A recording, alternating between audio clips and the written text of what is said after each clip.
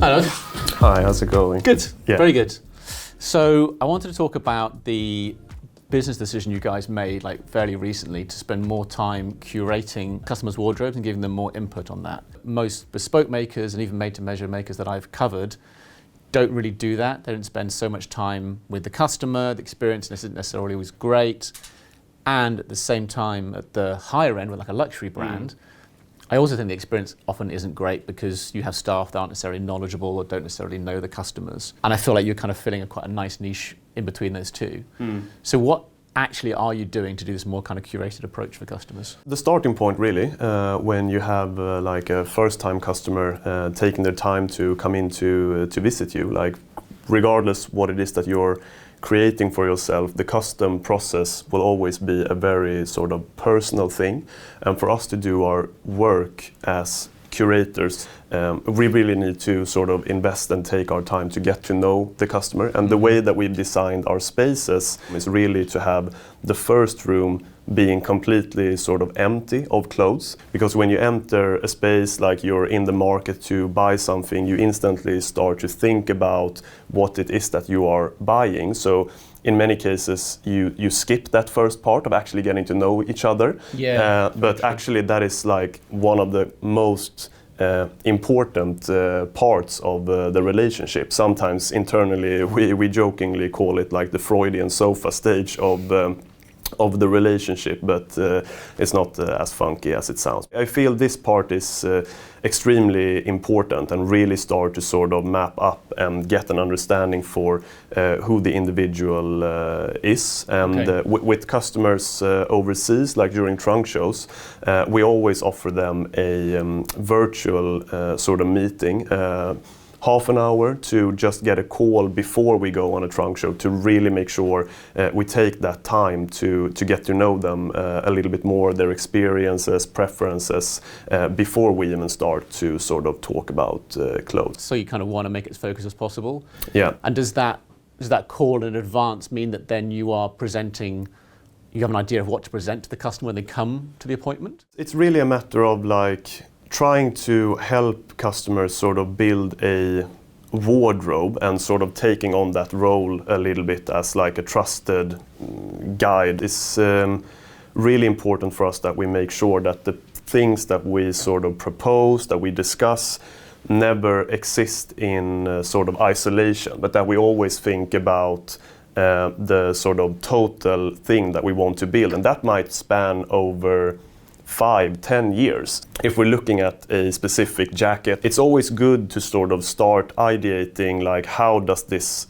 jacket work in the context of what I might be doing 5 years from now. Even though the customer might not be a customer 5 years from now, we still need to make that effort to think about it in terms of this is a relationship that is initiated today, but hopefully it will span across many years. So making that initial effort, having that extra call or whatever it is, if the customer just buys one jacket, maybe it was a little bit over the top to do that, but we always think about it and the ambition is always that it's supposed to be a relationship that expands over a lot of years. This is as much for us as it is for them to sort of start mapping up an idea. I mean, you sort of jokingly talked about this at some point or wrote about this, I think, in the past. There's this movie with a lady who sort of has a digital wardrobe where she kind of drag and drops outfits for herself. And it's a fun idea. And I mean, obviously our back end is not that level of tech, but it sort of starts looking like that a little bit once you work with the customer for a while.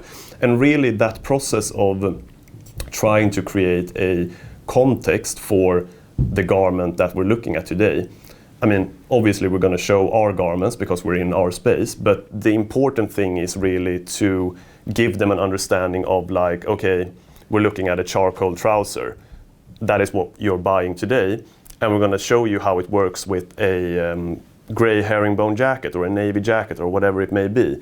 Maybe you already have that, or maybe you're planning on buying that with somebody else, but it's going to make those trousers make more sense for you. You have somebody from our team there to help, and like actually this jacket you can pick up the color wearing this knitwear, and it all makes sense in that situation. But when you get home, that can be a little bit like, oh, actually, how am I supposed to wear this? Yeah, okay. So it's almost like you're not trying to sell them extra things. Because it's interesting, I'd imagine if someone has a lot of clothes, it's almost like you're thinking, what more unusual things can we do? Yeah. Because there's so many things already filled there. But actually your instinct is to try and find something in that core. That would be our instinct, yeah. I mean, trying to sort of figure out together with you, what out of all of these things that you have, what is it that you naturally reach towards? And if you have something that you feel is like, wow, okay, this is my favorite jacket for autumn, like how can we create a version of that for the summer? And am I right that you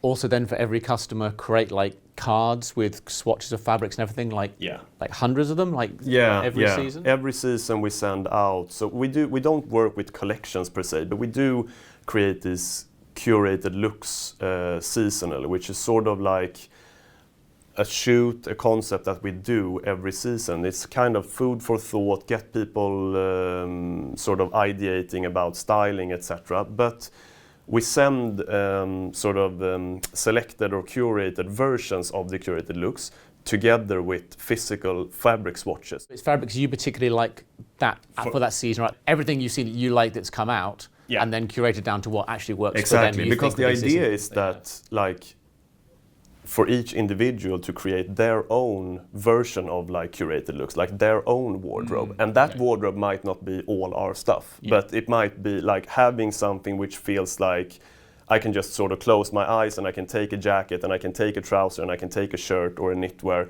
and I will always feel great about that. That is obviously the real sort of goal. And when you come to that point with the customer, that's just fantastic. It could feel a little sort of overwhelming to someone to think there's this amount of stuff that's kind of going into it. Yeah. But I also, it's funny, I know certainly from talking to readers, there are some who would really respond to this and really like this kind of advice, and others that don't. So how do you gauge kind of how much the kind of customer wants this? In essence, it's not about us having a vision and forcing that upon the customer. It's up to each individual. Like somebody just wants to come in and have their navy suit done, and like that's fine. With most purchases that you make in your life, you won't be as committed to like making active choices, but with a few things that you really care about, you sort of want to have somebody who help you make sort of conscious decisions. I have this guy in the south of Stockholm where I buy all like my fishing gear. And I have this other lady who strings all my rackets. Like she has a really small, like for tennis, and she has a really small shop. She doesn't have the best selection always, but she knows what strings I've used in the past, what works for my racket, and then it's like, oh, now it's clay court season. What do you think about trying this one that has a little bit more spin? And that relationship, even though it's like different part of town, I really want to go there to have her opinion on how I should string my rackets when I go to clay court season. Yeah, because it's just like a big part of, it's something that I'm very interested in. And I feel most of our clients are like that as well. They really want to make informed decisions that works well for them. And that doesn't necessarily need to mean that they are extremely interested in clothes. Some are, but they just want to make sure that they do like informed decisions about those things. Yeah, they're more likely to make a correct one. It reminds me that there's an old phrase about every man needs a good, I think, a bartender, a barber, and a tailor. That's and they're the same kind of things. They're like the three relationships where you want it to be quite personal. You know, they say bartender because you assume you have like a local bar where you go in and the guy knows what you drink. And most of the time he's getting the same thing, but might also have suggestions. I guess the other thing is that you guys as a brand have a very strong style, which I think is incredibly helpful to a lot of people because actually most people who are made to measure don't have much of a strong style, and you really need to be led by things. I think it's great that also means you have a large number of garments ready-made that people can actually see and try, which again, you go into a tailor, you normally can't see very much. There isn't much there to actually kind of try on or like see the fabric kind of made up. But what do you do if someone comes in and wants to buy one thing from you and actually 99% of their wardrobe is not your style and it's only the one thing?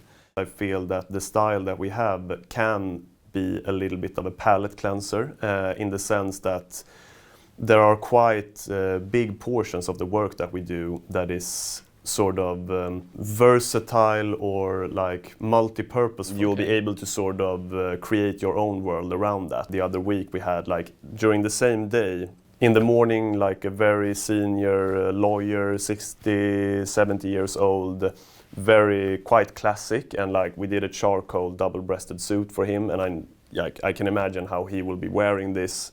He's still working, and like it will be a fantastic look for him. And then later in the afternoon, we had a friend of ours who is the CEO of a quite big like fashion company, and then I mean like fashion. Yeah. And I mean, he bought the same suit essentially, double-breasted, dark charcoal suit. But I mean, he'll probably be wearing it with like cowboy boots and a bucket hat. And I think that is sort of the beauty of it. People might look at your range and on your looks and go like, well, it's a lot of neutrals, a lot of kind of dark colors here. It's all quite kind of simple. Is that my look or not? But actually, what you're saying is a lot of those kind of clothes, because they are quite simple and restrained, can actually be worn in a few kind of different ways. So that initial consultancy and discussion is, you could seem like it's about what can we fit this guy into from what we wear, but actually it's about understanding everything else they have. So even if there's only one piece that fits into that wardrobe and there's never anything else again, we understand how that works. Everything else. That's the only one we should do. Like instead of trying to change his style completely. I mean, if that's not what he's going for, then we had a dinner the other day. None of us were drinking at the dinner. But the sales or the person working there just came up with starting to sell us like champagne, like expensive champagne bottles, and she was like talking. I was like, yeah, but I mean, none of us are drinking today. That is where you don't. She missed the pitch. Yeah, I mean, she didn't ask us like how we are, and she would instantly know like we're not here to order expensive champagne. And that brings me on to something we talked about a while ago, I remember, which is the power of saying no to people, which I thought was quite interesting because in many ways it's anathema to a lot of salespeople or kind of brands, the idea of telling them they can't buy something. But I think we were saying that it actually can be much better for a long-term relationship with a customer to suggest that that isn't the right thing now, perhaps, or they shouldn't buy, buy all those things at once. Like, is that kind of something really an active policy or something you always keep in mind? You almost need to build in a certain level of like inertia or like time into the process. And if you have, for instance, a customer who is very much in a rush and wants to sort of have his sort of clothing situation dealt with like in one sitting, I just want to have my 10 suits done. It's not really the optimal way to work, and trying to slow that process down a little bit initially in order to sort of rather focus on like the lifetime sort of value that you can create together is much more important, because the truth is that the second suit we can always improve, and not only sort of improve the product but also deepen the relationship and find even more specific things that will work even better for this individual. Because they're always going to know, getting to know one of your pieces, they're going to know something that always change in the second one. Even if it's like a little thing of lapel shape or fit or whatever, it's going to kind of change the next step. I mean, it's sort of two-sided there. Like, we will learn more about the customer, so we will be able to produce better work for the customer. But as I was saying initially, it's quite important that we also help the customer to build their vocabulary about what it is that they like. A lot of people are very sort of knowledgeable and aware of what works for them and what they like, and that's fantastic, but a lot of people are not really. So like when you do the first piece, they will learn a little bit from that, and they will start to sort of get new words that they sort of use to describe their style, which will make it even more sort of focused the more you progress in the relationship. So they'll know that they like, for example, jackets with more texture, or they like things that are more kind of smart or casual. Exactly. Or Maybe like they more natural always colours. wore a flat front trousers and they sort of haven't really reflected upon it, but they always go for a flat front trouser. But it's just because they've never tried a pleated trouser, and then they try a trouser with a front pleat, and it's like, oh, okay, this is what this is doing to me. That's interesting. And then all of a sudden you open the new door that you can work with. But that takes time to develop, and you can't rush that really, because you need to live with the pieces in order to really get that thing in a natural way. It's quite reflective, I think, of a lot of the themes we've been talking about in general, that although I know a lot of readers who would want to kind of buy everything at once because they don't want to spend that much time on clothing, they kind of want to just buy everything and kind of get it over with and have this all wardrobe now. But I think it's because they're used to a world where brands dictate to them, you should wear this, you should buy this. And therefore they're not used to a situation which is a two-way kind of relationship, right? Because they don't have that relationship with any other clothing really in their wardrobe unless they have used a bespoke kind of craftsman for a long time. So the idea, they think, well, surely you have everything I want to buy, let me just kind of buy all of it, is quite an instinctive one, I think, for a lot of people, but they don't actually, there's a much better relationship there they're not familiar with that they could develop. If they I mean, that is definitely the hope. Then you can really shape like meaningful relationships with customers over time. And maybe it's just that we don't know another way of working, but it's the one that we've chosen. I feel it's like there is an interest for it, with maybe not for everybody, but for some at least, and enough for us to be able to work the way we do. So we're grateful for that. And I think, did you say you had quite a lot of those type of customers during the pandemic as well? During the pandemic, obviously people were unable to spend money on other things. So even though they weren't able to wear the clothes much, they still sort of, we felt out of boredom, like they were just like... It's like shopping for entertainment kind of thing. Exactly. And that is problematic, and that can happen with a lot of people. Also sometimes when you have a customer who is has a lot of resources, it becomes entertainment. And I feel that if you let that happen, after a while the customer won't remember that they bought this because they were bored, and it will reflect back on the relationship. So like you need to be in the driver's seat a little bit there, and like, actually we've already made you quite a few jackets for autumn. A few years later, they will look back at that. If we would have made them that jacket, like, okay, now I have another navy jacket, I already had two. Like, why do I have a third one? It's going to reflect back on us, and it's going to reflect back on the relationship. So they're going to look at the brand badly in a way, because they go like, I have got several pieces here from like these guys that I don't wear. Exactly. That must be their fault, rather than thinking that they maybe shouldn't have bought quite so many things exactly. at the time. So but I feel it is our fault. Like if we have let that situation arise, we are responsible for it, I think. If we try to take on that role, you also need to deliver on it, and I feel that customers should be able to, or they have the right to be very, have very high standards or very high sort of ideas on what they can expect from us. And if they feel like, okay, for instance, they bought an outfit with like jacket, trouser, and knitwear, which we feel is like, you wear it like this, and they feel it doesn't work.